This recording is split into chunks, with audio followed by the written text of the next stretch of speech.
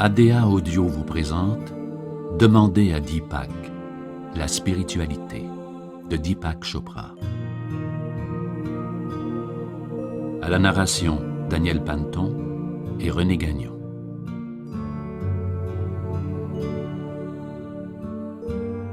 Nous pouvons tous trouver Dieu en nous, mais cela ne rend pas notre cheminement spirituel plus facile. Le cheminement pour découvrir notre moi spirituel est souvent chaotique, hors des sentiers battus et sans vraiment de panneaux de signalisation. Il est rempli de questions, de distractions et de contradictions, mais aussi de beauté, d'unité et d'illumination. Il n'y a pas qu'une seule voie.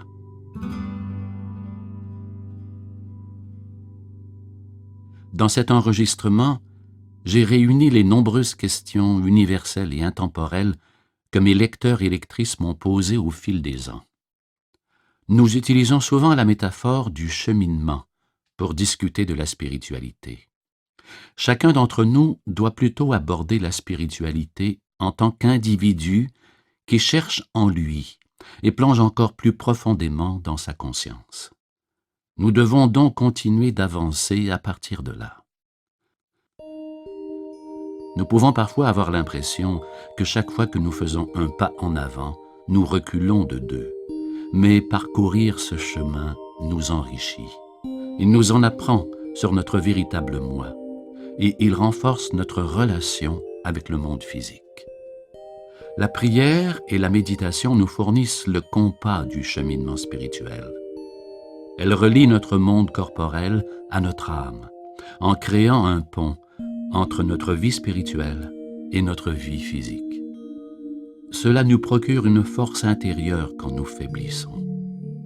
En explorant les enseignements de toutes les confessions religieuses, nous trouvons ainsi les vérités universelles et les liens spirituels qui nous relient tous.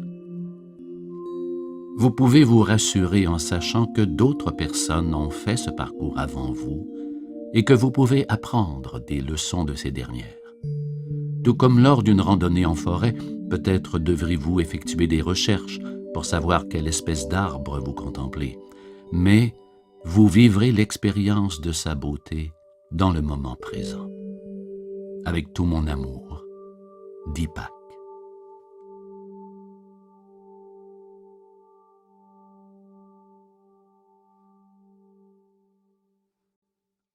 Le début de votre cheminement spirituel. L'âme et l'esprit. Quelle est la différence entre notre âme et notre esprit? Ces deux mots sont souvent utilisés indifféremment, mais quand ils sont différenciés, la distinction habituelle est que l'âme est un aspect plus personnalisé de notre individualité, qui conserve notre histoire et nos tendances à travers le temps, tandis que l'esprit est notre essence pure qui exprime notre universalité. Notre esprit est notre étincelle divine, sans aucune qualification ou limitation particulière.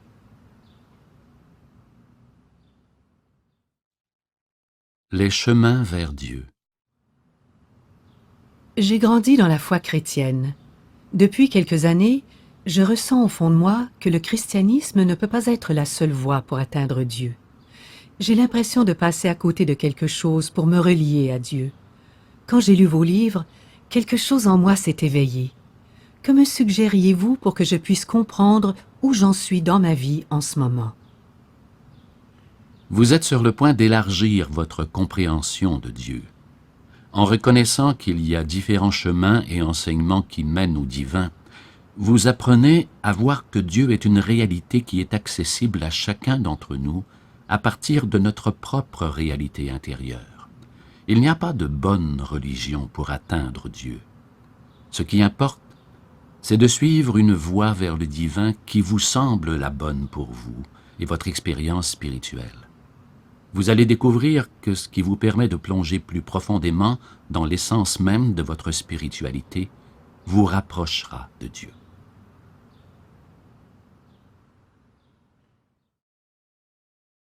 Une relation personnelle avec Dieu.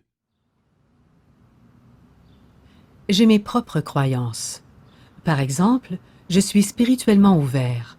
Je crois que la spiritualité et la foi de chaque individu constituent sa voie personnelle vers Dieu.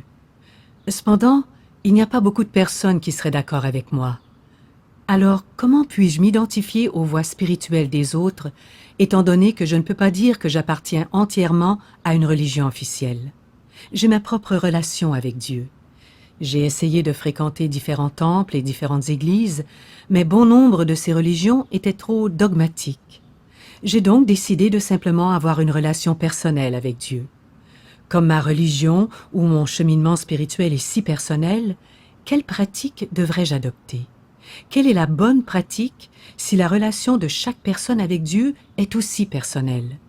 Et comment puis-je m'identifier ou trouver une communauté ou une église qui partage mes croyances? Il n'y a pas un seul bon chemin vers Dieu.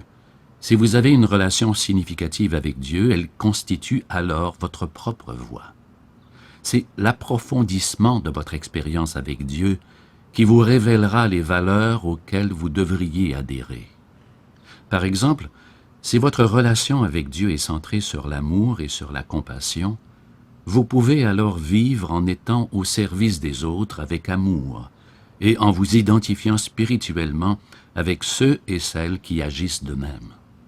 Si votre relation avec Dieu repose davantage sur la prière, le recueillement silencieux et l'étude d'une religion, alors un groupe de prière ou d'études pourrait être une façon pour vous de trouver une communauté spirituelle. Tirer des leçons. Je crois que toutes nos expériences servent à nous enseigner une leçon. Que faire si après avoir beaucoup réfléchi et prié, et avoir attendu et été à l'écoute, on est incapable de comprendre quelle leçon on doit tirer d'un événement spécifique dans sa vie? Parfois, les leçons que nous devons tirer ne sont pas une chose que nous pouvons comprendre intellectuellement ou que nous sommes censés comprendre. Il y a des occasions où le but d'un événement est de nous inciter à simplement lâcher prise et à l'accepter pour ce qu'il est sans l'analyser. Le besoin de tout comprendre en tant que leçon spirituelle peut éventuellement devenir un besoin de l'ego, de maîtriser la vie en la comprenant. Les leçons qui défient l'entendement sont une façon pour l'esprit de franchir ces défenses de l'ego, afin de s'abandonner à la réalité actuelle et d'accueillir directement la vie en toute conscience, innocence et confiance. Dieu. Y a-t-il un Dieu? J'aimerais savoir s'il y a un Dieu. Ce n'est pas facile de le savoir à cette époque où il y a tant d'opinions différentes. Est-ce que les athées ont également raison? Vous avez raison, il y a beaucoup d'opinions qui circulent au sujet de Dieu.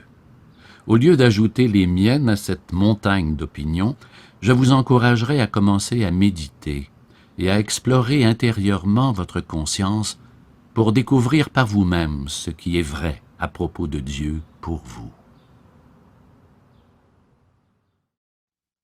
Trouvez Dieu. Si Dieu est en nous et non pas quelque part ailleurs, comment peut-on expliquer que des prophètes comme Moïse, Jésus et Mahomet ont affirmé avoir reçu leur message de l'au-delà? Ont-ils inventé cela pour que les gens les prennent au sérieux et les écoutent, ou l'ont-ils vraiment ressenti? Dieu ne se situe pas dans l'espace. Il n'est dans aucune direction, ni en haut, ni en bas, ni à l'intérieur ou à l'extérieur. Dieu est une réalité omniprésente qui imprègne tout ce qui est vivant et qui existe simultanément au-delà de ses expressions limitées. Les prophètes de Dieu peuvent parfois décrire que leur compréhension leur vient du royaume transcendantal qui semble séparé de leur moi limité, si bien qu'ils utilisent une image pour illustrer que ce savoir provient de l'au-delà. Ils peuvent également décrire que nous pouvons sentir la présence de Dieu aussi près que dans notre nature essentielle. Des passages de la Bible indiquent cette nature imminente de Dieu. Exemple, arrêtez et sachez que je suis Dieu. Et le royaume de Dieu est parmi vous. La nature transcendantale de Dieu est accessible à tous en accédant à notre propre moi transcendantal. Que vous choisissiez d'appeler cela l'intérieur ou l'extérieur est une question de sémantique. La nature de Dieu. Vous parlez d'une conscience qui est à la base de toute chose et qui est partagée par tous les êtres humains, les plantes et les objets. Parfois, vous mentionnez Dieu. Que voulez-vous dire quand vous mentionnez Dieu? Faites-vous référence à lui comme étant quelque chose qui est à l'extérieur de nous, à l'extérieur de cette conscience globale? Dieu est cette conscience illimitée qui imprègne toute la création et qui réside en nous sous forme d'existence essentielle, d'intelligence et d'amour. Dieu est à la fois transcendant et immanent. Alors il est possible de considérer Dieu comme étant extérieur à nous, dans le sens où Dieu est transcendant dans tous les aspects de notre identité relative. Mais dans un autre sens, Dieu est notre essence la plus profonde. Il nous est donc plus intime que nos propres pensées. En quête de Dieu. Est-ce que nous sommes en quête de Dieu ou de l'expérience de notre moi supérieur et ultime? À travers le temps, les sages ont découvert que peu importe si vous êtes en quête de Dieu ou de votre moi supérieur, vous arriverez éventuellement au même endroit. Car l'existence essentielle de la nature d'une personne est la même que l'existence essentielle du cosmos. Il y a une essence de vie qui imprègne tout. Alors que nous cherchions au plus profond de notre être, ou que nous regardions la création dans son ensemble, nous trouvons le même champ illimité de pure conscience, d'amour et d'existence. Les Védas l'expriment dans des phrases telles que « Ce qui est plus petit que le plus petit est plus grand que le plus grand » et « Je suis le suprême, tu es de même. Tout est cela, cela seul est. » L'immanence et la transcendance. Vous avez déjà mentionné que vous comprenez Dieu comme étant à la fois immanent et transcendant. Je crois que je comprends l'aspect transcendant de Dieu comme étant absolu et éternel. Mais que signifie exactement son aspect immanent? Nous découvrons l'immanence de Dieu lorsque nous connaissons Dieu comme étant le centre le plus intime de notre être. Au lieu que Dieu soit limité à un principe d'intelligence parfaite et de vérité immuable qui existe dans un royaume lointain de nous, Dieu est aussi notre nature la plus personnelle, que nous ressentons à chaque respiration et que nous voyons dans tout ce que nous regardons. En d'autres termes, l'expérience de l'immanence de Dieu est l'expérience de l'amour dans notre cœur. Nous faisons partie du divin et nous le connaissons dans la mesure où nous vivons en exprimant notre nature aimante et compatissante. Abandonné par l'Esprit de Dieu. Comment retrouver l'Esprit de Dieu s'il vous a quitté parce que vous l'avez rejeté à votre insu? Comment peut-on faire pleinement l'expérience de l'amour et de la vie? L'Esprit de Dieu ne peut jamais vous quitter, que vous croyiez que vous l'ayez rejeté ou pas. Il est le fondement même de votre existence, votre nature essentielle. Vous croyez peut-être que vous l'avez rejeté et que vous ne pouvez pas faire l'expérience de l'amour et de la vie, mais l'Esprit de Dieu sera toujours avec vous. En reconnaissant cette vérité et en vous unissant à son esprit durant la méditation ou la prière, vous le sentirez s'imprégner de nouveau dans votre vie. La prière. Communiquer avec Dieu. Est-ce que Dieu peut entendre les prières et les requêtes? S'il peut les entendre et qu'il est mon Créateur, il doit alors être capable de communiquer avec moi. Pourquoi ne le fait-il pas? Dieu réside dans le plus profond silence de notre cœur. Dieu n'est pas quelque part séparé de nous.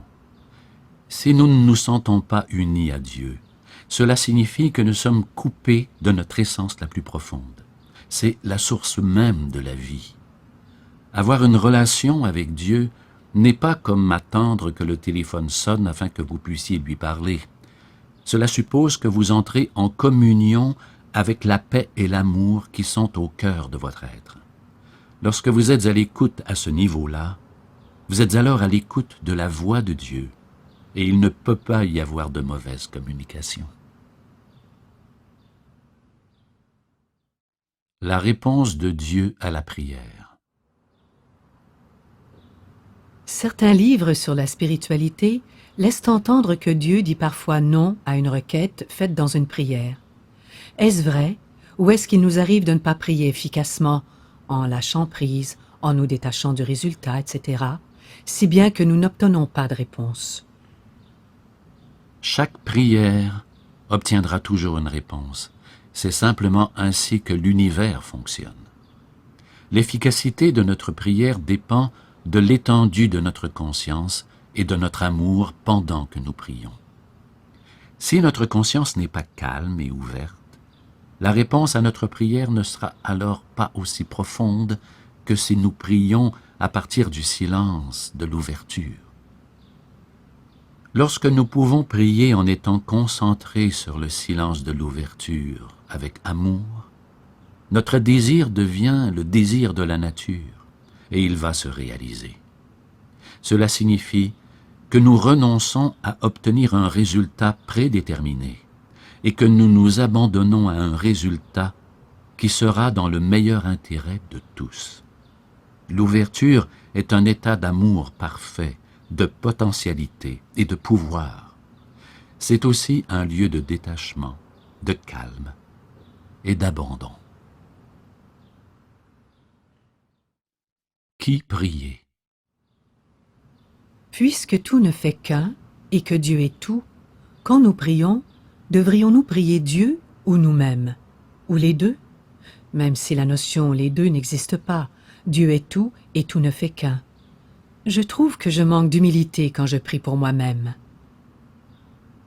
Lorsque nous prions, la relation et l'interaction avec nous-mêmes est le sujet, tandis que ce sur quoi nous concentrons notre prière est l'objet. Il est donc naturel que nos prières s'adressent à Dieu et non pas à nous-mêmes. La réalité de l'unité avec Dieu et avec toute la création qui existe au plus profond de notre être n'ébranle pas la valeur de maintenir des relations à l'intérieur de ce tout ou de cette unité. Dévotion envers un maître. Je me demande si vous pourriez clarifier la différence, s'il y en a une, entre la prière et la dévotion, car je suis un peu perdue. Je suis en train de lire sur les saints védiques et je me sens interpellée par Guru Dev, si bien que j'aimerais lui dévouer mes actions. Je me demande si c'est une bonne pratique spirituelle. D'après ce que je comprends, des disciples de ces saints célébraient quotidiennement la puja et ils les honoraient en pensée et en action, mais pour une simple femme au foyer, est-ce approprié? Est-ce que la prière est bénéfique à Dieu ou aux saints, ou à eux tous? En Inde, tous ceux qui le désirent peuvent célébrer des pujas pour leur maître. Ce n'est pas une pratique réservée aux saints ou aux ascètes. Toute personne de n'importe quel âge qui sait comment célébrer la puja est la bienvenue à le faire. Cela vient du cœur, ce n'est pas une obligation. Alors, laissez vos sentiments vous guider. Je ne sais pas si la prière est bénéfique à Dieu ou pas, mais elle est précieuse pour la personne qui prie. Le karma et la foi. Comment puis-je savoir quels sont les karmas que je dois régler? Est-ce à moi de le faire? Puis-je me tromper? Par exemple, croire que le karma que je dois régler est telle chose alors que c'est autre chose. Le karma de votre vie est automatiquement organisé à partir du subconscient de votre psyché en fonction de ce que vous devez expérimenter et de ce qui doit se produire. Parfois, ce que vous devez régler en matière de problèmes de santé ou de relations est évident, mais parfois ce ne l'est pas. Toutefois, si cela s'est manifesté dans votre vie, c'est que vous devez le régler. Renoncez à faire des choix. Si nous renonçons à faire des choix, est-ce que la volonté de Dieu, qui voit infiniment plus loin que nous, va diriger notre vie? Renoncer à faire des choix n'est pas nécessairement une façon de s'abandonner automatiquement à la volonté de Dieu. Choisir de ne pas choisir est un choix en soi. De même, dire que vous n'effectuez pas de choix est différent que d'être consciemment aligné sur la volonté de Dieu.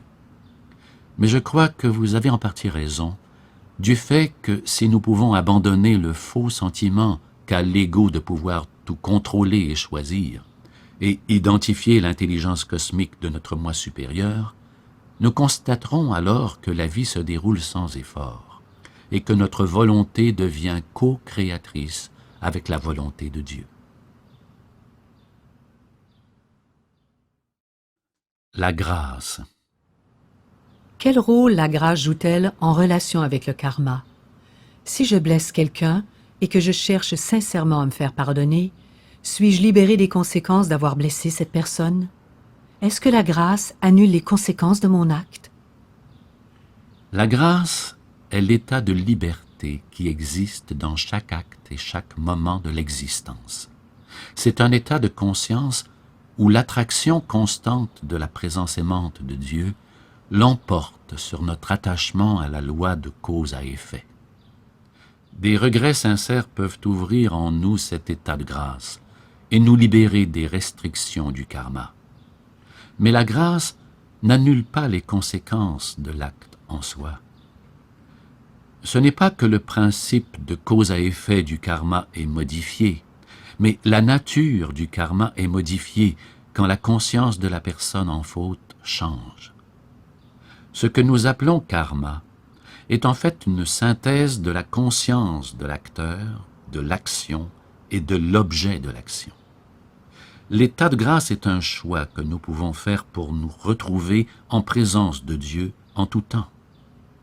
Quand nous effectuons ce choix et que nous transformons notre conscience, nous changeons l'élément de l'équation karmique. En changeant notre conscience, nous modifions l'influence de notre karma. Si nous avons blessé quelqu'un dans le passé et que nous parvenons à ressentir des regrets sincères et de l'amour par rapport à cet incident, nous avons alors atteint l'objectif de ce que la conséquence à l'action aurait voulu que nous apprenions. En termes simples, nous pourrions dire que la partie émotionnellement douloureuse du karma pourrait être modifiée, si bien que seuls les aspects plus mécaniques du karma demeureraient. Le karma est en réalité extrêmement complexe. Nous générons du karma à tout moment avec nos pensées, nos paroles et nos actions. Même respirer et marcher sont des actions qui envoient une influence aux autres, à notre environnement et dans l'univers. Multipliez cela par chaque être vivant dans la création, puis prenez en compte comment tous ces karmas s'influencent les uns les autres à travers l'espace-temps. Vous pouvez ainsi comprendre pourquoi les rishis ont dit que le karma est insondable. Sans la liberté que la grâce offre, il serait impossible de sortir du labyrinthe de la relativité.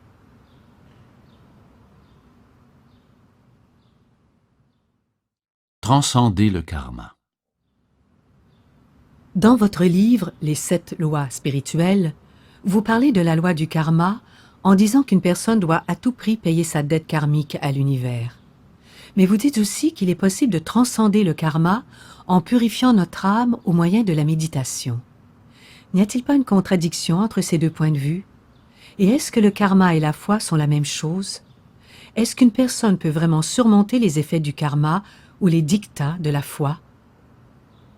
Lorsque nous transcendons notre karma, nous payons notre dette karmique au niveau le plus subtil de la création.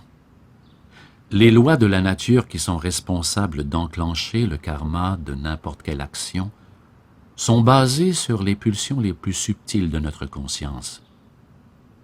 En expérimentant la pleine connaissance de notre véritable moi, nous permettons à notre dette karmique d'être normalisée dans le dynamisme silencieux de notre conscience, sans devoir payer de dette karmique dans le monde physique.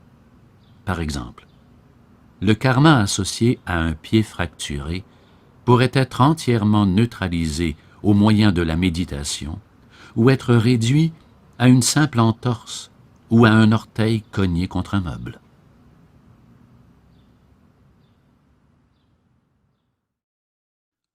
Le monde spirituel et le monde physique. Les 5 sens et les 5 éléments. Y a-t-il un lien entre les 5 sens de l'ego et les 5 éléments que nous percevons, l'espace, l'air, le feu, l'eau et la terre? Ou, en d'autres mots, est-ce que les 5 éléments que nous percevons révèlent quelque chose sur notre mode de perception? J'apprécierais vraiment votre explication sur le sujet. Dans le système Samkhya de la philosophie indienne, où les différentes qualités de l'émergence de la création de la conscience sont énumérées, il y a un lien direct. Plus précisément, il y a 5 aspects subtils des éléments qui s'appellent les tanmatras: la couleur, le son, l'odorat, le goût et le toucher. Ces tanmatras proviennent d'une nature primordiale conjointement avec les 5 sens. Les 5 tanmatras, dans leur manifestation brute, deviennent alors les 5 éléments: le feu, l'espace, la terre, l'eau et l'air.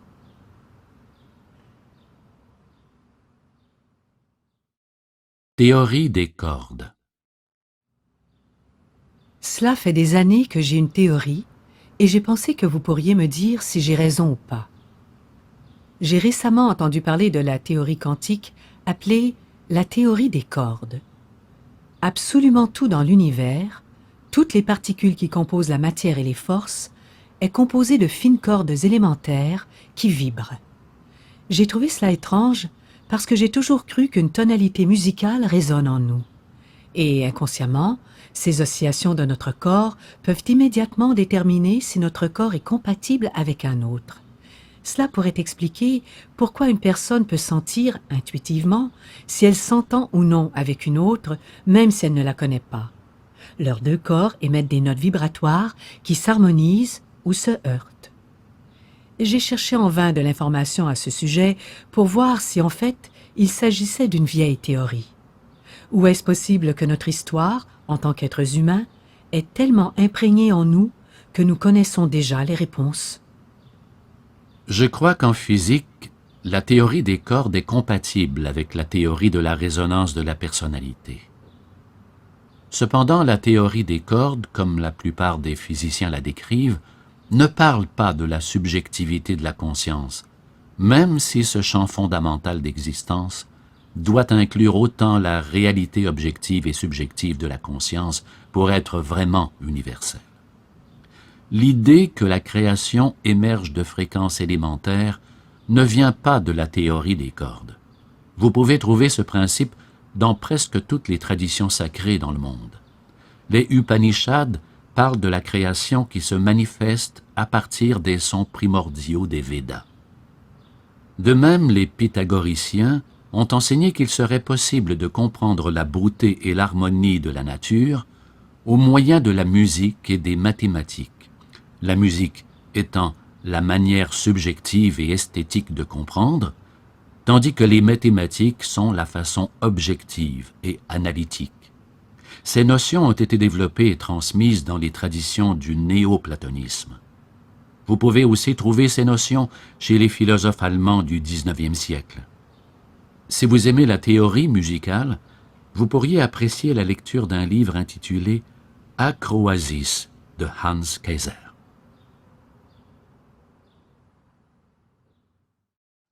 Âme et corps physique. Y a-t-il un moment exact où l'âme pénètre dans le corps physique? Est-ce au moment de la conception ou plus tard durant le développement du fœtus? Quel impact a une fausse couche, l'accouchement d'un enfant mort-né ou toute autre situation dans la conception des choses? Selon les enseignements védiques sur la façon dont l'âme entre dans le corps physique, cette association a lieu lors de la conception. Cependant, l'intégration et le pouvoir complet de l'âme n'entrent pas en jeu à ce moment-là. Plus le bébé, puis plus tard l'enfant se développe, plus l'influence et les aptitudes de l'âme sont incorporées dans la vie de cet être. Ce processus d'intégration serait complété à l'adolescence. De ce point de vue, les fausses couches et l'accouchement d'un enfant mort-né sont des cas où l'âme voulait ou n'avait besoin que d'un temps limité dans la dimension physique. Ou dans certains cas, l'âme pourrait avoir changé ses plans pour cette vie, si bien qu'elle se retire du fœtus. Le bien et le mal. Est-ce que Dieu se soucie que nous ayons un bon comportement? Ou est-il au-dessus de cela? Il nous demande simplement d'être. Dieu n'est-il pas aussi l'auteur du pessimisme, de la négativité, des mauvais choix, des blasphèmes et de la consommation de drogue? Souvent, on fait référence à la vie spirituelle comme étant la capacité de ne pas boire, de ne pas fumer, de ne pas s'empiffrer ou de ne pas se tenir avec les gens qu'ils font. Cela dépend où vous en êtes rendu dans votre expérience de Dieu. Faire l'expérience de Dieu en mode réactionnel consiste à ne voir Dieu qu'à travers l'obéissance et un bon comportement. De ce point de vue, Dieu se soucie de votre comportement parce que c'est le Dieu que vous projetez. Cependant, lorsqu'une personne passe de l'expérience de Dieu en référence à l'objet à une expérience en référence à son véritable moi, alors la notion de proximité avec Dieu n'est pas déterminée par des règles et le comportement n'a plus de signification. Vous prenez de plus en plus conscience que l'amour illimité et l'intelligence que nous appelons Dieu n'est rien d'autre que notre nature essentielle. Comme vous le dites, nous n'avons qu'à être pour être près de Dieu.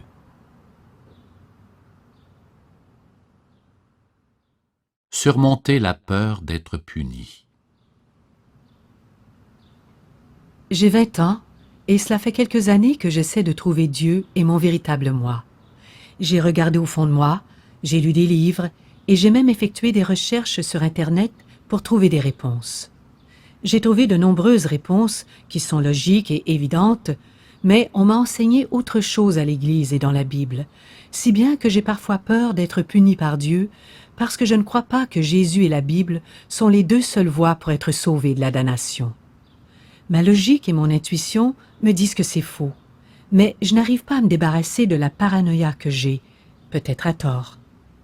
Avez-vous des suggestions pour soutenir ma quête de vérité? Un Dieu qui punit et condamne en fonction du degré d'allégeance est le Dieu des phases 1 et 2. La façon de surmonter la peur et de ne pas être limité à ces étapes est de faire l'expérience de la sérénité intérieure. À cette étape, la personne connaît directement le Dieu de la paix intérieure et du silence qui transcende le Dieu de la vengeance et du châtiment. La méditation et la contemplation en silence constituent de bonnes méthodes pour découvrir une vérité plus profonde de Dieu. La compréhension qui émerge d'une sérénité intérieure va naturellement remplacer les vieilles notions de peur et de damnation qui caractérisaient nos anciennes croyances en Dieu.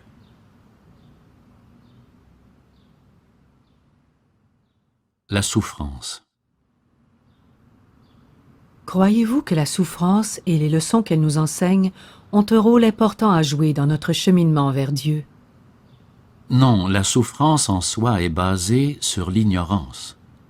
Toute glorification de l'idée de souffrir ne fait que renforcer cette ignorance, et cela nous éloigne davantage de Dieu.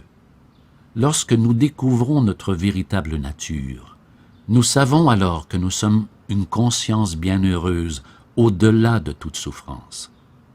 Je ne vous encourage pas à nier les difficultés que vous pourriez rencontrer ou prétendre que tout va bien quand ce n'est pas le cas.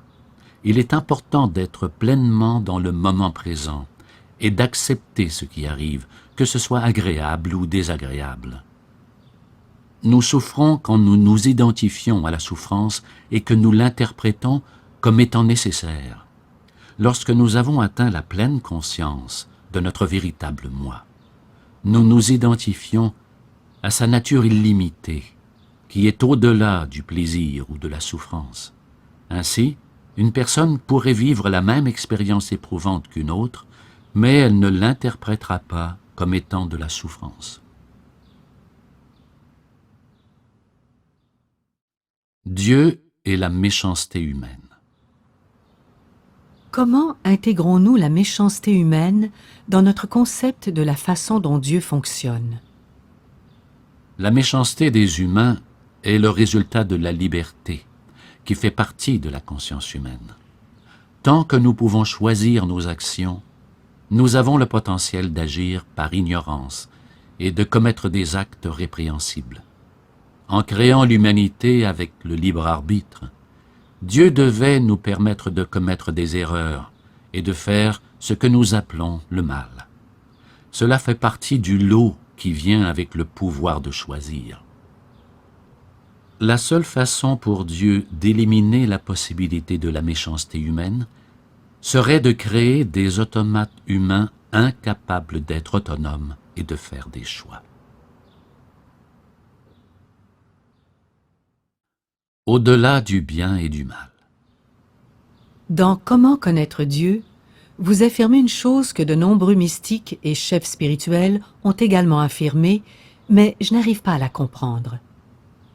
À l'instant où vous réaliserez qu'il n'y a rien de mauvais en vous et que vous n'aurez plus jamais besoin de vous soucier du bien et du mal, vous comprendrez qu'en fait, vous n'avez jamais mal agi. Je peux le comprendre à propos de petits méfaits dont nous sommes tous coupables, mais comment une telle affirmation peut-elle être vraie pour une personne comme Hitler? Il s'agit d'un processus personnel de rédemption qui se produit à la phase 4. La rédemption ne nie pas l'erreur et l'ignorance humaine qui mènent au type de mal dont Hitler a fait preuve. Elle vise plutôt une expérience et une connaissance de la vérité au-delà de l'ignorance et du méfait. Cette vérité transcende les notions de bon et de mauvais, de bien et de mal. Le Dieu de la phase 4, le Dieu rédempteur, ne fait pas référence à un point de vue philosophique du bien et du mal, mais à la réappropriation de notre nature spirituelle essentielle, au-delà du vieux conditionnement de peur, de culpabilité et de honte, qui a en quelque sorte restreint notre être illimité.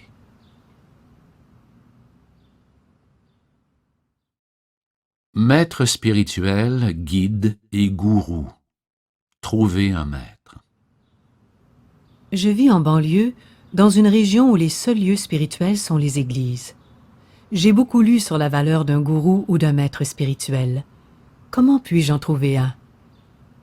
La vie en soi est un formidable maître spirituel, tout comme les livres, les amis intimes avec qui vous pouvez vraiment être honnête, et les enfants. Des enfants, nous pouvons apprendre l'innocence. D'un confident, nous pouvons apprendre la confiance et la loyauté. Et des livres, nous pouvons acquérir une vision et le sentiment qu'il existe des possibilités infinies. Rappelez-vous simplement que des millions de personnes ont mené une vie spirituelle exemplaire sans avoir de maître. En outre, dans les Védas, on dit que dès que l'élève est prêt, le maître apparaît, sous une forme ou une autre. Les gourous. Deepak, j'aimerais savoir si vous vous considérez comme un gourou. Il semble que la relation gourou-disciple ne fonctionne pas très bien en Occident. Qu'en pensez-vous? Non, je ne me considère pas comme un gourou au sens traditionnel qu'il a en Inde, où un maître prend des disciples sous son aile. Le sens classique du rôle du gourou se traduit par une responsabilité considérable, c'est-à-dire qu'un maître illuminé accepte d'enseigner à des individus jusqu'à ce qu'ils atteignent l'illumination. Le mot gourou signifie celui qui élimine la noirceur. Il est basé sur l'idée simple que si une personne veut atteindre l'illumination, elle doit recevoir des enseignements d'une autre personne qui l'a atteinte, tout comme lorsqu'une personne apprend les mathématiques de quelqu'un qui maîtrise le sujet. Dans le vrai sens du terme, le gourou ne se limite pas à un maître individuel ou même à Dieu. Le gourou est le moi supérieur qui est éveillé au plus profond du cœur d'un individu. Le moi supérieur est déjà illuminé, et il l'a toujours été, et le gourou est celui qui guide les autres parties de cet individu vers cet éveil. Un gourou humain se sert de ses enseignements pour favoriser cette illumination du moi. Mais au bout du compte, c'est la conscience pure qui doit s'éveiller à sa propre nature, à sa façon. Le gourou ou Dieu n'est qu'une représentation extérieure de cette guidance vers son éveil. Au sens plus général, le gourou peut être n'importe qui ou n'importe quoi qui favorise ce processus de pleine connaissance de notre véritable moi. Les enseignements védiques disent qu'un individu qui atteint l'illumination en observant la nature et en assimilant ses leçons s'en sert comme un gourou. Quand une personne est prête à apprendre, la guidance d'un gourou peut venir de partout, d'une remarque anodine d'un enfant ou d'une phrase citée dans une publicité à la télévision. Il s'agit d'être réceptif et à l'écoute de la voix de la sagesse qui se cache derrière l'ego. Quant à savoir si une relation formelle gourou-disciple est viable en Occident, elle n'est probablement pas acceptable sur le plan culturel.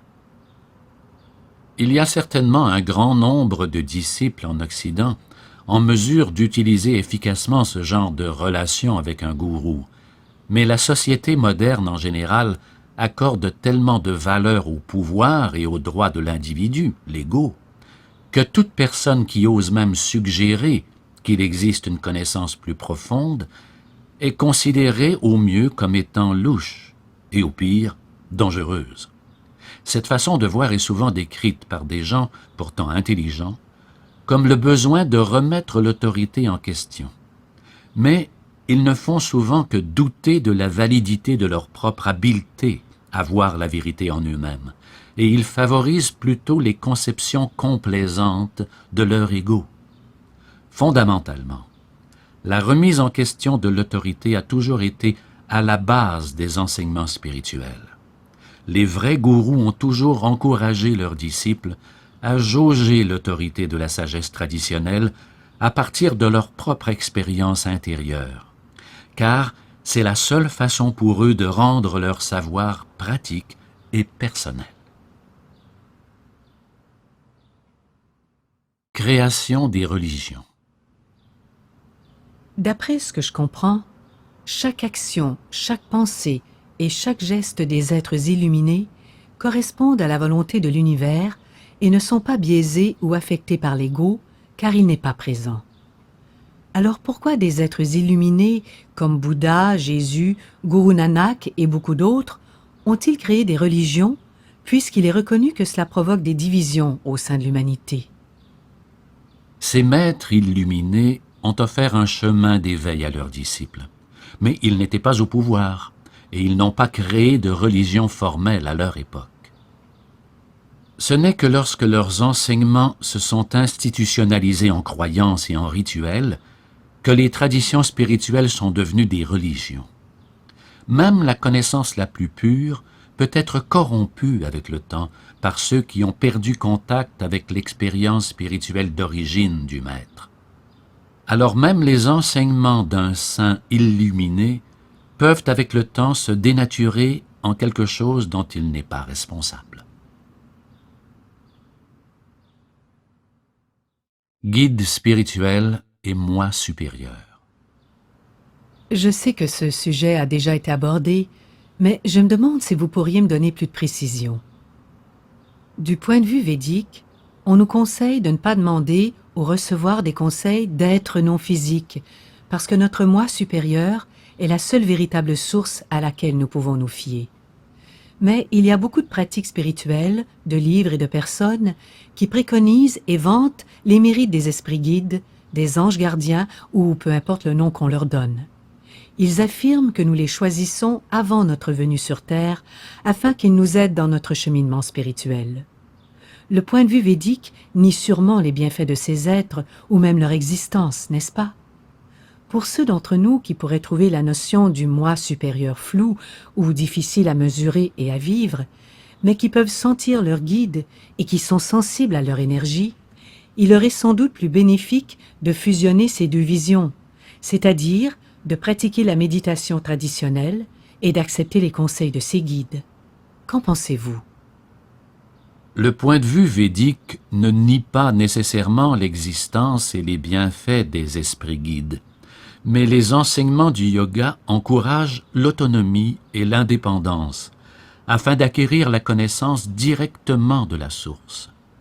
Ils mettent également en garde que de se fier naïvement aux conseils d'une voix ou d'un esprit, sans connaître pleinement les intentions de ce dernier, peut créer beaucoup de perplexité et de confusion dans le cheminement d'un individu. Cependant, si une personne est certaine que ses esprits guides sont pleinement en accord avec sa vérité spirituelle, et qu'en communiquant avec eux, elle apprend à connaître plus profondément son moi supérieur et à l'intégrer, alors ces conseils sont tout à fait appropriés parce que ces esprits guides sont en fait une expression de son moi supérieur.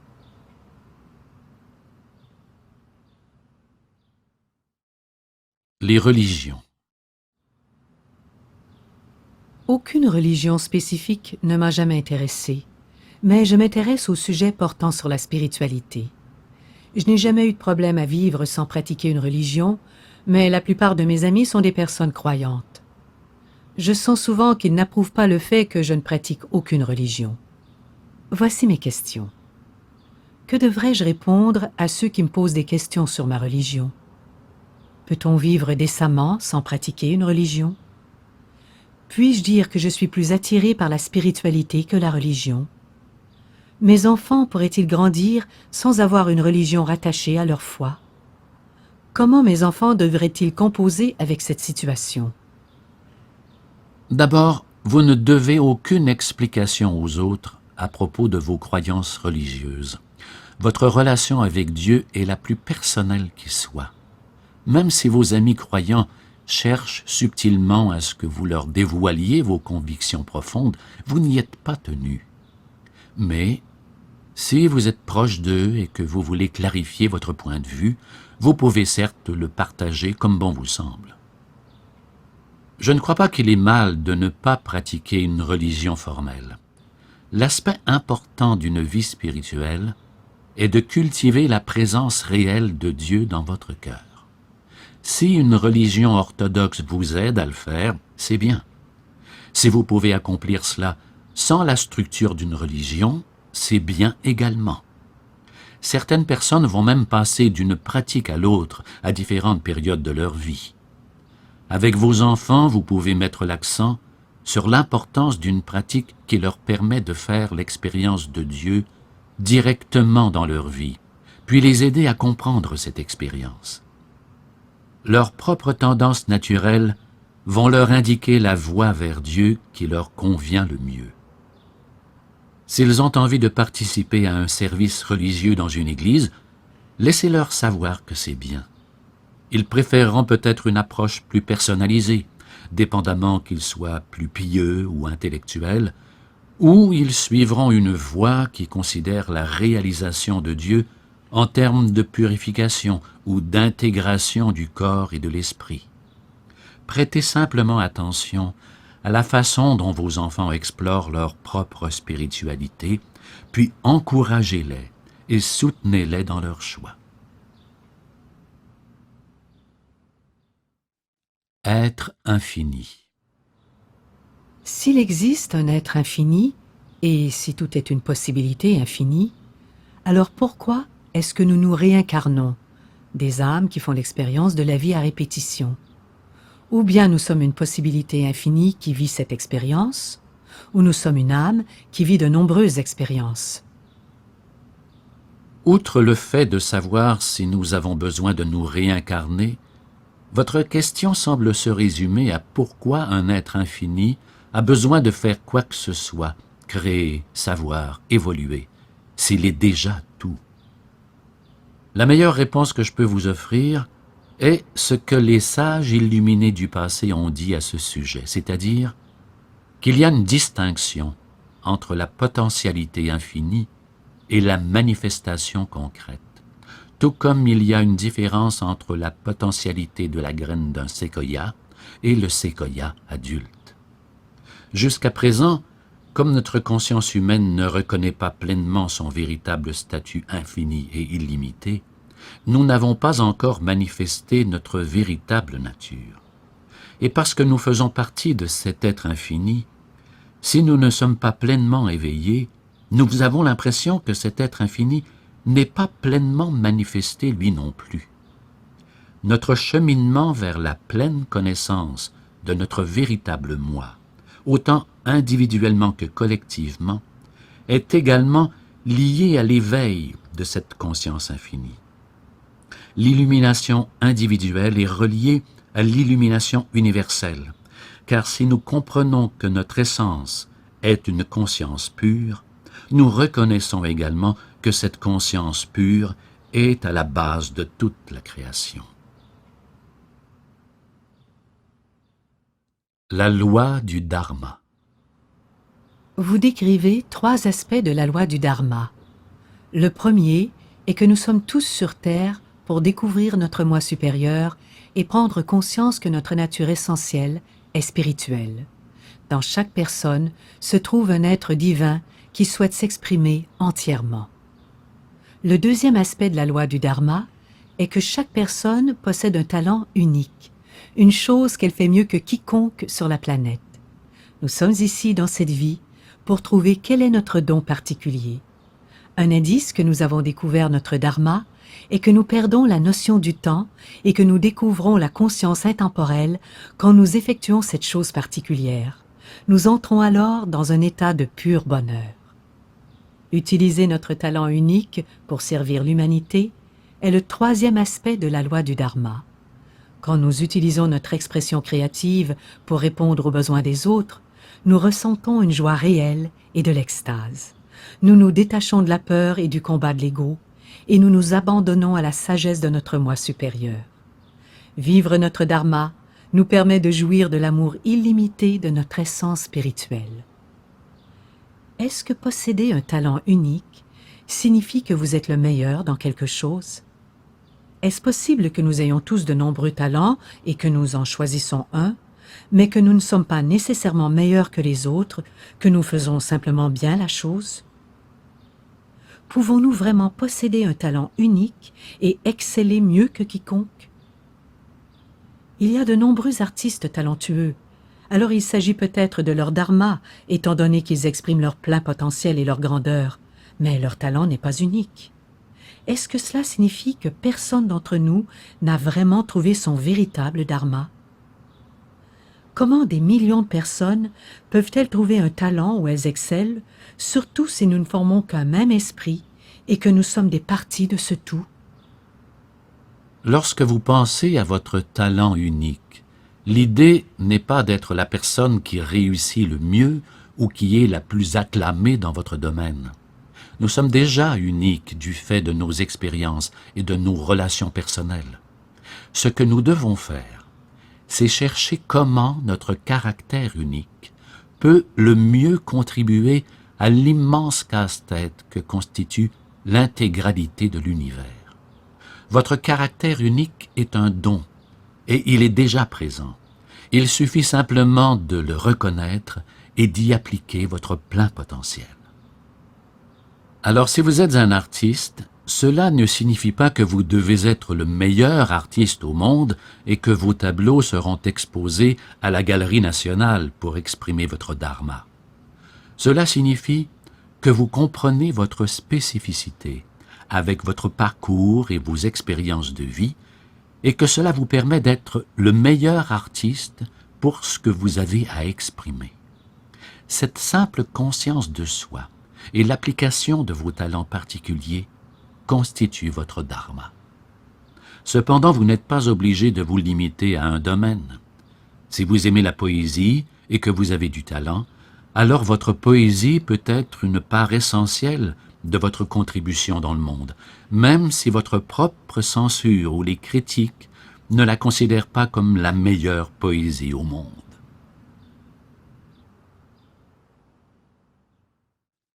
La voie de la pureté. Récemment, j'ai lu sur les concepts d'être et de faire, et j'ai entendu parler d'une voie exquise dont je ne connais pas la graphie exacte. Mais je crois que vous pourriez m'aider à la trouver dans les textes sacrés. Visuddhimagga ou Visuggimagga. Après avoir prié et libéré mon désir, que puis-je faire d'autre? Je crois que vous parlez du Visuddhimagga. Il s'agit d'une compilation du canon pali des enseignements complets de Bouddha qui ont été transmis oralement puis transcrits dans un livre par Buddhaghosa au Ve siècle. Visuddhimagga signifie la voie de la pureté, et le livre est une analyse profonde du bouddhisme Theravada et de ses pratiques de la méditation. Il en existe quelques traductions en anglais et en français. Je vous souhaite une bonne lecture. Manifestation de Dieu. Je suis un chrétien qui est émerveillé par la profondeur de vos enseignements et de votre spiritualité. Voyez-vous une contradiction entre la croyance chrétienne que Dieu s'est fait homme en la personne de Jésus et votre spiritualité hindoue transcendantale? Je ne vois pas de contradiction entre cette croyance chrétienne et la vision védique de la spiritualité. Dans la théologie hindoue, le concept des avatars est que Dieu prend périodiquement une forme humaine pour rétablir la voie de la vérité. Le seul élément qui pourrait soulever un désaccord est lorsque les chrétiens insistent pour dire que Jésus est le seul exemple de cette transmutation dans l'histoire de l'humanité. Abandonner sa religion. Cher Deepak, j'ai été élevé dans un foyer qui croyait avec ferveur à la Bible. Lorsque je suis allé à l'université, j'ai commencé à m'interroger sur la religion et j'ai rencontré des personnes qui avaient reçu une éducation différente. Le fait de découvrir de nouvelles expériences a profondément changé la façon dont je vois le monde. Maintenant, je cherche simplement la vérité, si bien que j'ai renoncé à ma pratique religieuse. Devrais-je dire à mes parents que je ne crois plus ce qu'ils m'ont enseigné et risquer de leur briser le cœur et d'être répudié? Ou est-ce préférable de leur cacher la vérité pour qu'ils continuent de m'accepter et qu'ils aient l'esprit en paix? Il me semble ne pas y avoir de bonne solution. Est-ce que ma mission de vie serait de me libérer de ma religion et de montrer à mes parents comment voir les choses autrement? Merci de m'accorder un peu de temps. Ce sera grandement apprécié. Je vous suggère d'examiner profondément les principes que vous avez découverts jusqu'à présent dans votre quête de la vérité et de voir quel recoupement vous pouvez faire avec les meilleurs aspects de votre éducation évangélique. Par exemple, il pourrait s'agir de la compassion, du pardon, d'aider son prochain, de chercher à s'améliorer ou de ne pas juger les autres. Peu importe les recoupements, soulignez ces éléments à vos parents quand vous leur parlez. Remerciez-les de vous avoir inculqué ce que vous considérez comme les meilleurs aspects et les plus pertinents du christianisme. Si vous voulez leur indiquer une autre voie, vous pourrez mieux le faire en leur montrant comment ce que vous avez appris d'eux a favorisé votre croissance, plutôt que de penser qu'ils écouteront pourquoi vous avez rejeté catégoriquement leurs croyances. La nuit obscure de l'âme. Qu'est-ce que saint Jean de la Croix veut dire quand il écrit que l'âme doit prendre le risque de pénétrer dans la nuit obscure, dénudée et abandonnée, afin de pouvoir connaître une véritable union avec Dieu. Je crois que ce passage parle du besoin de l'âme de se dépouiller de tout vestige de soutien extérieur et de construction mentale pour trouver la vérité. En lâchant prise à tous les concepts et à tous les systèmes de croyance, une personne peut se sentir seule, dénudée de tout et privée des vieilles idées réconfortantes pour éclairer son chemin. Mais ce n'est que cette nudité complète de l'âme qui permet de comprendre véritablement la réalité divine qu'aucun ancien conditionnement ne pourrait procurer directement. Mais la terminologie utilisée dans cette description ne devrait pas nous faire croire à tort que ce processus est nécessairement désagréable. Dire que nous devons prendre le risque est une autre façon de nous signifier que nous devons avoir le courage de nous libérer de nos béquilles et de notre conditionnement passé, et qu'en le faisant, nous sommes également susceptibles de découvrir la joie et la libération. La souffrance. J'ai lu votre texte sur la souffrance. Je crois aussi que la souffrance est due à l'ignorance. J'ai été élevé dans la religion catholique. Alors pour certains d'entre nous, la souffrance peut être une voie spirituelle. Voici ma question. Pourquoi Jésus a-t-il dû souffrir sur la croix? Était-ce son karma? Je crois qu'il a eu des moments de doute quand il était sur la croix et qu'il a demandé à Dieu pourquoi il l'avait abandonné. Il est également possible d'affirmer que la souffrance résulte d'une mauvaise perception. Croyez-vous que le Christ a souffert quand il était sur la croix? Était-ce le plan de Dieu qu'il soit crucifié? Je sais que pour certaines personnes, la souffrance a de la valeur parce qu'elle élimine l'attachement au corps ou à l'ego. Mais je ne vois pas la souffrance de cette façon. Je fais une distinction entre l'expérience de la souffrance et de la douleur. La souffrance suppose une identification à la douleur et une perte de la conscience de soi, tandis qu'une personne pourrait ressentir la même douleur, mais ne pas se laisser assombrir par elle, si bien qu'elle ne souffrirait pas.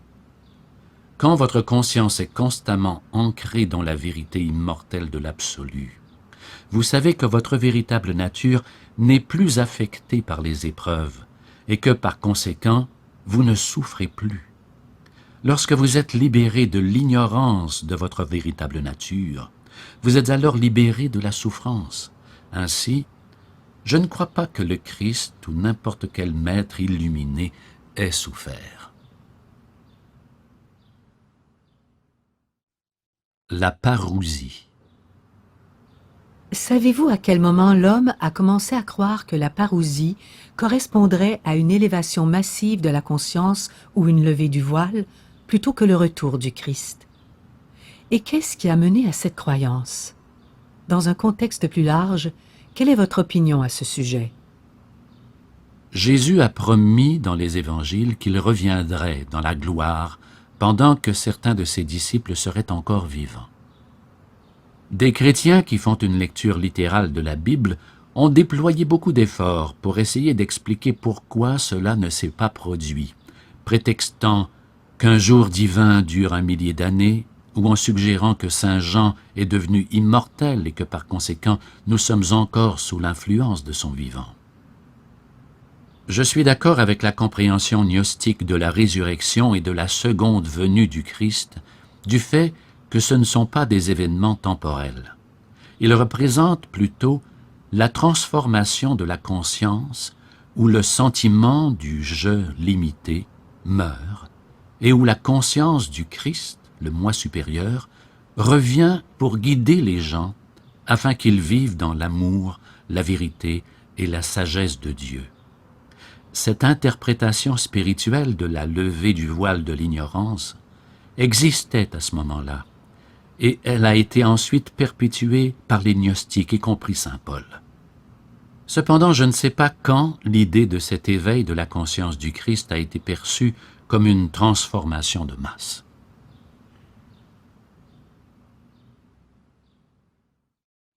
La poursuite de votre cheminement. Croissance spirituelle oscillante. J'étudie depuis des années vos livres et vos vidéos, ainsi que ceux d'autres maîtres ou guides spirituels. J'ai fait du Reiki et je médite également. Mais malgré tout le travail intérieur que j'ai accompli, je n'arrive pas à être en paix durant de longues périodes. Parfois, je me sens complètement en paix et libérée de la peur, et je suis reconnaissante pour tout ce que je possède et vis. Mais sans savoir pourquoi, je retrouve mes vieux comportements, mes vieilles peurs, et je redeviens égoïste. La réalité est que quand je suis déprimée, j'ai de la difficulté à avoir de l'énergie pour mettre en pratique les techniques et les outils que j'ai appris, comme si une partie de moi ne veut pas bien aller. Je ressens une forte résistance en moi quand la négativité surgit, puis j'en attribue le blâme à des causes extérieures. J'essaie de demeurer dans le moment présent, de méditer, de faire des exercices de respiration, mais on dirait que je n'arrive pas à maîtriser mon état général. On dirait que peu importe dans quel état je suis, que je sois déprimée ou que je me sente bien, cela se fait accidentellement. Parfois, j'ai l'impression que mon esprit saisit tout ce que j'apprends pour me sentir bien et qu'il le convertit en une forme mentale, et alors je me sens impuissante. J'apprécierais beaucoup avoir des suggestions ou un regard extérieur à propos de ce qui m'arrive. Ce va-et-vient entre l'ego et la paix spirituelle est l'oscillation normale que connaît l'âme pour distinguer le faux moi de son véritable moi. Vous êtes sur la bonne voie, alors ne vous inquiétez pas si vous ne progressez pas aussi vite que vous le souhaiteriez. Ce jugement à propos de votre évolution spirituelle vient de la conscience de votre ego. Votre moi supérieur sait que tout se passe comme il se doit. Cette intelligence universelle dirige l'ensemble de votre évolution au-delà des détails et des drames de vos bons et de vos mauvais moments, de vos victoires et de vos rechutes. Votre essence pure orchestre impeccablement chaque petite circonstance pour vous entraîner vers votre éveil complet, peu importe s'il vous arrive de connaître des moments tristes et difficiles. Votre moi supérieur est à l'extérieur du contrôle de votre ego. Ayez confiance qu'il guide à la perfection tout le processus. Ce que vous faites maintenant par la méditation, les exercices de respiration et en vivant le moment présent est exactement ce qu'il faut faire pour que votre conscience soit davantage éveillée aux aspects conditionnés de votre vie. Vous n'avez qu'à poursuivre vos pratiques avec plus de patience, d'amour et de joie pour l'ensemble de votre cheminement spirituel. Le plaisir. Comment une personne en cheminement spirituel devrait-elle voir le plaisir? Comment peut-elle être détachée de la dualité plaisir-souffrance si la vie sans plaisir semble vide et insatisfaisante? Y a-t-il une différence entre ressentir du plaisir à partir de l'ego et ressentir un plaisir qui vient de l'épanouissement de l'âme? Si oui, comment faire la différence? Le plaisir est une des pulsions majeures de notre évolution spirituelle. Dans les enseignements védiques, il y a 4 principaux buts ou fonctions dans la vie. Le dharma, l'artha, le kama et le moksha. Le dharma consiste à accomplir notre mission de vie selon notre nature.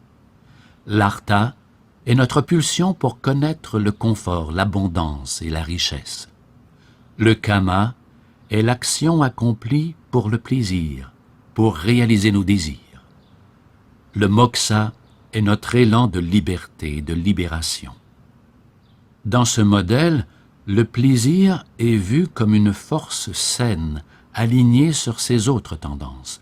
Il nous procure une plus grande joie, liberté et une plus grande raison d'être. Évidemment, si le plaisir est recherché de manière excessive ou pour lui-même, cela peut créer un déséquilibre et un sentiment de vide. Le détachement ne signifie pas que nous renonçons au plaisir. Le détachement n'est en fait que le moksha de la conscience face à une autre expérience. Ainsi, la conscience peut demeurer libre de l'influence contraignante d'une action, même quand elle apprécie une chose telle qu'un coucher de soleil ou une mangue sucrée. La source et l'expérience. Je suis en quête de mener une vie plus spirituelle. Pour cela, j'ai commencé à méditer, à prier et à étudier quotidiennement. J'avais déjà entrepris cette quête avant, mais je bloque toujours sur une question. Si la source ou Dieu est tout et rien à la fois, si la source contient tout le savoir, ainsi que la forme et la non-forme, alors pourquoi la source a-t-elle créé la forme humaine? Beaucoup de gens croient que cette vie est une école pour les âmes. J'ai de la difficulté avec ce concept. Si nous faisons tous partie de la source, alors pourquoi aurait-elle besoin de faire l'expérience de la vie sur Terre? La source sait déjà tout ce qu'il faut savoir. J'apprécierais vraiment avoir votre point de vue sur ce sujet. Par le passé, comme je ne saisissais pas bien cette question, j'ai abandonné. Mais cette fois-ci, je suis déterminée à trouver la réponse. J'aimerais aussi vous dire qu'à un moment de ma vie, j'ai pratiqué un type de méditation qu'on appelle Big Mind ou Esprit Zen. Durant ma première expérience avec ce type de méditation, j'ai eu ce que je crois être une expérience personnelle avec la source de tout. Durant cette méditation, j'ai fait l'expérience de Dieu sous forme d'une compassion et d'un amour qui englobe tout. Il n'y avait aucun jugement. La source n'était qu'amour. Elle chérissait toute la création et ne jugeait rien comme étant bon ou mauvais. Tout était aimé et pleinement compris. J'ai également eu une vision claire de la source, vaste au-delà de tout ce qui est concevable et aussi infinie et vide en même temps. Durant cette partie de la méditation, j'ai vu des formes aller et venir qui changeaient constamment et qui pourtant ne changeaient jamais. Cela faisait toujours partie du tout. Aussi profonde que cette expérience ait été, elle m'a également laissé perplexe. C'est ce qui m'a amené à vous poser ma question. La source de toute la création contient tout en tant que potentialité, mais pas en réalité. Tout comme un gland contient le matériel génétique de toutes les caractéristiques d'un chêne adulte, il y a une différence entre le potentiel de cette graine et sa croissance en un grand chêne. De même, la source de la création est non différenciée. Elle est pure potentialité de la conscience. La création de la forme humaine est une façon pour ce champ de la conscience de se matérialiser et de prendre conscience de lui-même. Nous sommes la façon qu'a la nature de se connaître, et ce cheminement rend fonctionnel ce qui était implicite avant.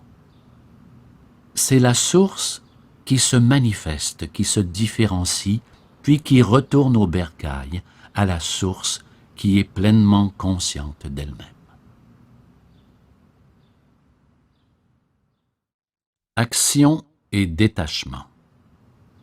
J'éprouve encore de la difficulté par rapport à ce principe. Ce n'est pas que je n'ai pas confiance que l'univers va s'occuper des détails, j'ai confiance pour les autres. Quand il s'agit de moi, j'ai encore du mal. Même si j'ai toujours su qu'il y a une force supérieure aimante, j'ai appris à être autonome et à ne pas abuser de la bonté des autres. En conséquence, j'ai toujours l'impression que je dois assumer mes responsabilités et mes actes, même avec le divin. Je demande toujours « que devrais-je faire ?» J'apprends, mais tout en pratiquant le détachement. Comment savoir quand passer à l'action ou non? Vous rendez cela trop compliqué. Le moment de passer à l'action ou pas n'a rien à voir avec le détachement. Cette pulsion à agir peut être déterminée à partir du silence dans votre cœur. Le détachement ne va pas diminuer votre autonomie parce qu'il ne bloque pas votre capacité à sentir quand vous devriez passer à l'action ou pas. Le détachement signifie simplement que nous ne sommes pas attachés au fruit de l'action. Il ne signifie pas que nous n'agissons pas.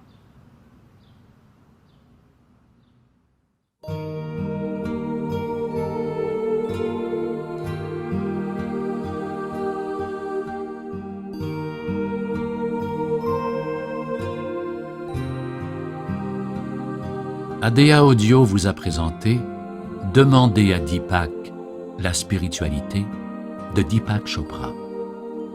Texte lu par Daniel Panton et René Gagnon. Adaptation et assistance à la production, Chantal Paquin. Réalisation, musique et enregistrement, Louis Lachance.